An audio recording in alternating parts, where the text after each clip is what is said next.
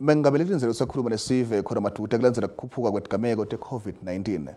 Sibutile ukuthi ngabe ilahleke kuphi lokuthi inombolo ekhuphuka kangaka kulamalanga lesikuwo.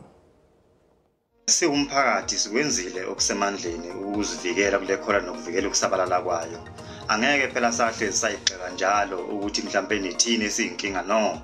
Yebo likhona idlanzana elincane nje lisebudedeni. Siyabulelwa uPresident Dayizawudathethe imsasaze kuyonakala kakhulu. Kuyabonakala ba abantu bakuthi abakhathali isifo siyenyuka ngolona hlobo msasazi. Makakathethe uPresident akazama ukuvala ezizindawo ezisemqoka. Mina bendingamcebisa kuPresident uba makakazimise izikolo kuba umonakalo ubonakala uphaya ezikolweni. Enye into enyuse ibale zo COVID-19 uxogiswa kwemthetho ye-lockdown njengokuvulwa kotshwala ngoba abantu mesebephuzile abayithobela imithetho ye-lockdown. Kuphinde futhi kuzoba ukuphambana kwale mgomo ye-COVID-19 okwenze ukuthi kuthathe isikhathi eside ukuthi abantu bagome.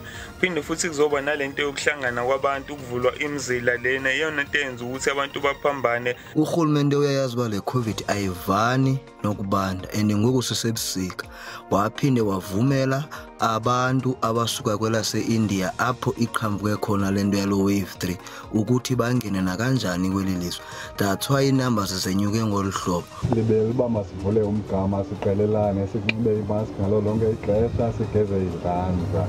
Nale corona ayididlule abantu badiniwe kufanele sibakhuthaze njalo ukuthi bangalibali.